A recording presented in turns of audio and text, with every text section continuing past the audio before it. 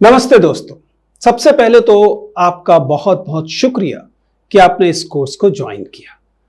मैं डॉक्टर विजेंद्र चौहान आप लोगों के सामने इस प्लीज सिट डाउन के माध्यम से हो रहे इस पब्लिक स्पीकिंग कोर्स में मैं लगातार आपके साथ रहूंगा जब तक आप इस कोर्स के अंत तक पहुंचेंगे।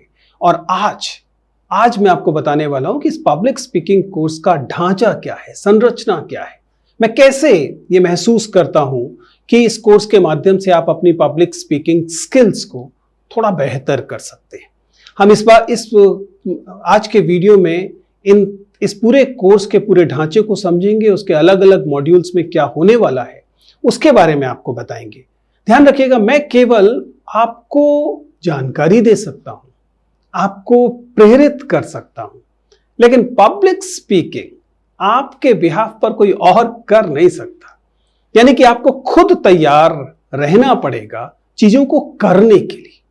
अगर आप निष्क्रिय तरीके से, पैसिव तरीके से केवल 15 मिनट का, 10 मिनट का, 20 मिनट का जो भी अलग अलग वीडियो होंगे उन्हें केवल देखेंगे और उसके आधार पर यह उम्मीद करेंगे कि आपकी पब्लिक स्पीकिंग स्किल्स बेहतर हो जाएंगी, तो ये थोड़ा सा मुश्किल होगा। इसके लिए आपको वास्तव में चीजें करनी पड़ेंगी।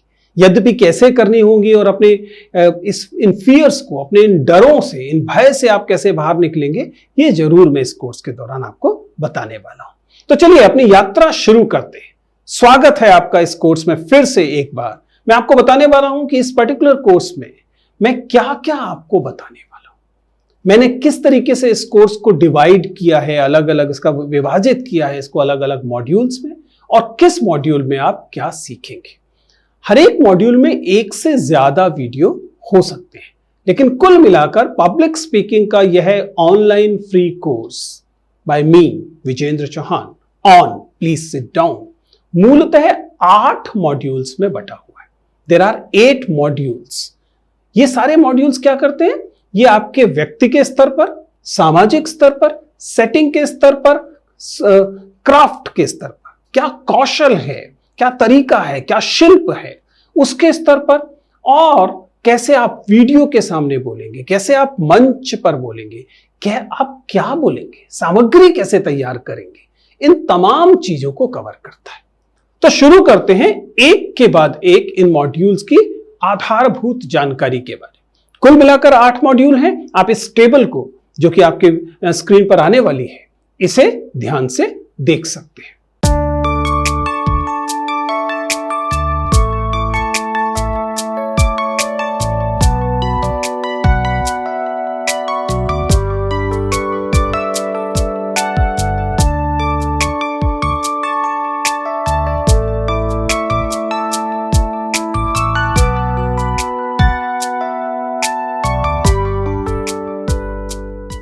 सबसे पहला मॉड्यूल, जो कि बिल्कुल शुरुआती मॉड्यूल होने वाला है, इसमें आपको बताया जाएगा कि पब्लिक स्पीकिंग का सामान्य परिचय क्या है, कैसे 1-to-1 बातचीत से पब्लिक स्पीकिंग भिन्न है, वे कौन से भय, कौन से डर आपके मन में है स्टेज को लेकर, पब्लिक स्पीकिंग को लेकर, और उनकी वजह क्या है। हम यह भी समझाने की कोशिश करेंगे कि इन भय को, इन डरों को कैसे दूर किया जा सकता है। तो यह हुआ मॉड्यूल 1। फिर हम चलेंगे दूसरे मॉड्यूल की तरफ। वो मॉड्यूल 1 में मूलतः छोटे छोटे आपके पास वीडियो होने वाले हैं, लेकिन मॉड्यूल 2 में हम आपको बहुत गंभीर तरीके से ये बताएंगे कि पब्लिक स्पीकर अपने ऑडियंस को, अपने श्रोताओं को कैसे समझे, कैसे उनके साथ रिलेट करे। आप अपने भाषण को, आप अपने वक्तव्य को, अपनी बातचीत को अपने ऑडियंस की रुचि के अनुरूप उनके साथ रिलेटेबल बनाने के लिए क्या करें। ऑडियंस को समझने की जो तकनीकें हैं वो आपको मॉड्यूल 2 में बताई जाएगी। तो मॉड्यूल 1 हमने बताया जो सामान्य परिचय देगा और आपके पब्लिक स्पीकिंग के भय जो हैं उनको दूर करने की तकनीक बताएगा। मॉड्यूल 2 आपको अपने श्रोताओं को समझना, उनको रिसर्च करना, फिर और अपने वक्तव्य को उनके अनुरूप बनाना सिखाएगा। मॉड्यूल 3 का जहां तक प्रश्न है, वह मॉड्यूल है जिसमें कि हम आपको विषय वस्तु को लेकर चीजें बताएंगे। आखिर आपको बोलना सिखाने का मतलब तो तभी है ना जब आप ये समझ सके कि बोलना क्या है। आप अपने वक्तव्य को, अपनी स्पीच को, अपने कंटेंट को किस तरीके से क्राफ्ट करें, शिल्प क्या हो उसका, वो कैसे शुरू होगा, उसकी बॉडी क्या होगी, वो कैसे खत्म होगा, उसमें क्या क्या चीजें शामिल होनी चाहिए, किन चीजों को छोड़ना चाहिए, किन चीजों पर आपको हास परिहास लाना चाहिए, किन चीजों पर आपको दूसरी चीजें लानी चाहिए, ये आपको मॉड्यूल 3 में बताया जाएगा। ध्यान रखिएगा, बहुत महत्वपूर्ण चीज है। यदि अब तक आपने मेरा वह वीडियो नहीं देखा है जिसमें मैंने पब्लिक स्पीकिंग के 3 प्रमुख गुर यानी कि 3 M यानी कि मैटर, मेथड और मैनर के विषय में बताया था, तो कृपया उस वीडियो को देख लें। उसमें जो मैटर का सवाल है, कंटेंट का सवाल है, वह मॉड्यूल 3 में आपको सिखाया जाएगा। आप किन स्रोतों से जानकारी लें, उस जानकारियों को कैसे अपने ऑडियंस के अनुरूप उसमें से काम की चीजें छांटें और फिर उसे कैसे अपनी स्पीच में, अपने वक्तव्य में, अपनी कहानी में सजाएं, यह मॉड्यूल 3 में आपको बताया जाएगा। तो यह रहेगा तीसरा मॉड्यूल। ध्यान रखिएगा, आपको प्रत्येक मॉड्यूल के बाद कुछ एक्सरसाइज करनी होगी। आपसे अपेक्षा की जाएगी कि आप कुछ चीजों को करके देखें, चाहे वह मोबाइल में वीडियो रिकॉर्ड करना हो, चाहे वे सवाल, वह प्रश्नोत्तरी जो आपको अलग से दी जाएगी उसे सॉल्व करना हो। इससे आपके अंदर आत्मविश्वास बढ़ेगा और आप उसे बेहतर तरीके से सीखेंगे। और जब हम आत्मविश्वास की बात कर ही रहे हैं तो चलते हैं मॉड्यूल 4 की तरफ।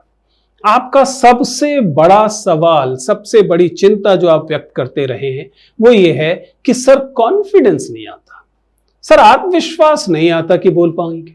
इसको हम हैंडल करेंगे मॉड्यूल 4 में, how to build confidence in your delivery. आप अपने वक्तव्य में आत्मविश्वास कैसे लाएं। हम आत्मविश्वास की कमी के कारणों की परीक्षा करेंगे। हम ये समझने की कोशिश करेंगे कि वे कौन कौन से छोटे बिंदु हैं जिनसे आत्मविश्वास उच्च स्तर पर प्रतीत होता है पे ध्यान दीजिएगा, क्योंकि पब्लिक स्पीकिंग अंततः पोस्चरिंग भी है।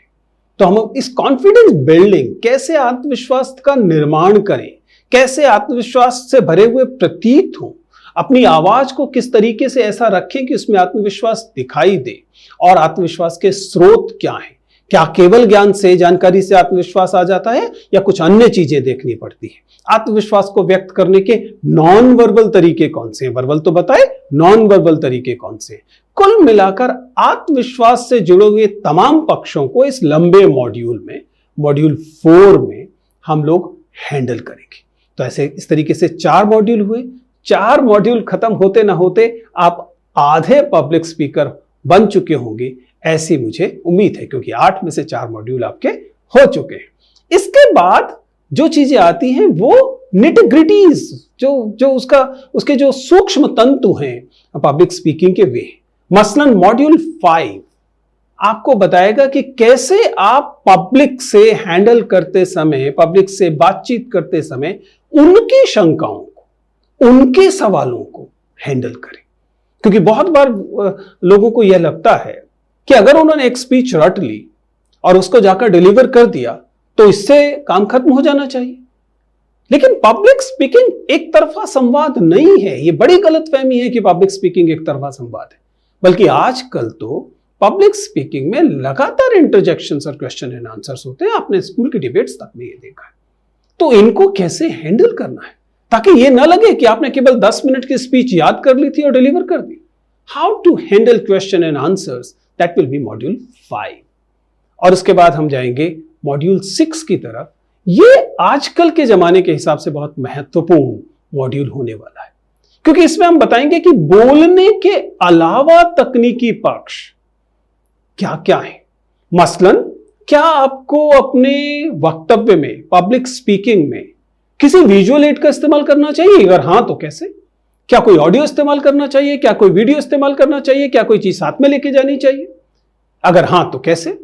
और उससे भी मैं अहम बात कि आजकल की पब्लिक स्पीकिंग का अधिकांश हिस्सा, अगर मैं आपको सच्चाई बताऊं तो मेरी पब्लिक स्पीकिंग का 70 से 75% दरअसल सोशल मीडिया पर है, कैमरे के सामने। एक्चुअली भरे हुए सभागारों में बोलना या अपने क्लासरूम में बोलना केवल 30% है। और ये मेरी सच्चाई नहीं है, आज पब्लिक स्पीकिंग की सच्चाई है कि हम सोशल मीडिया पर हैं, हम वीडियोस पर हैं, हम शॉर्ट्स पर हैं, हम रील्स में हैं, इंस्टाग्राम पर हैं, यूट्यूब पर हैं या अन्य दूसरे प्लेटफॉर्म्स पर हैं।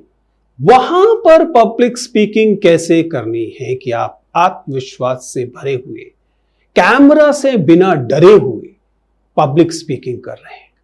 यह सिखाया जाएगा मॉड्यूल 6 में, यानी कि सोशल मीडिया, वीडियोस और विजुअल एड्स के विषय में। यह मॉड्यूल 6 होने वाला है। मॉड्यूल 7 इसके उस हिस्से पर आएगा जिस हिस्से में आपको बताया जाएगा कि रियाज कैसे किया जाए। आप कितना भी संगीत सीख लें, आप संगीत की मोटी मोटी पुस्तकें पढ़ लें, लेकिन अगर आपको संगीतकार बनना है तो आप संगीत की पुस्तकों भर से नहीं बन सकते। आपको क्या करना पड़ेगा? आपको रियाज करना पड़ेगा, रिहर्सल करनी पड़ेगी। और पब्लिक स्पीकिंग की रिहर्सल संगीत की रिहर्सल से अलग होती है, हॉकी की रिहर्सल से अलग होती है, खेलों की रिहर्सल से अलग होती है। कैसे रिहर्सल करें और अपने आप में सुधार करें, इंप्रोवाइजेशन करें, रिफाइनिंग करें अपनी स्पीच में, रिहर्सल कैसे की जाए। आज भी जब मैं आपके सामने वक्तव्य दे रहा हूं, बातचीत कर रहा हूं, या मैं कोई क्लास लेता हूं, या मैं किसी और पब्लिक स्पीकिंग में हूं, आज भी मैं उस घटना से पहले, उस वास्तविक परफॉर्मेंस से पहले रिहर्सल करता हूं।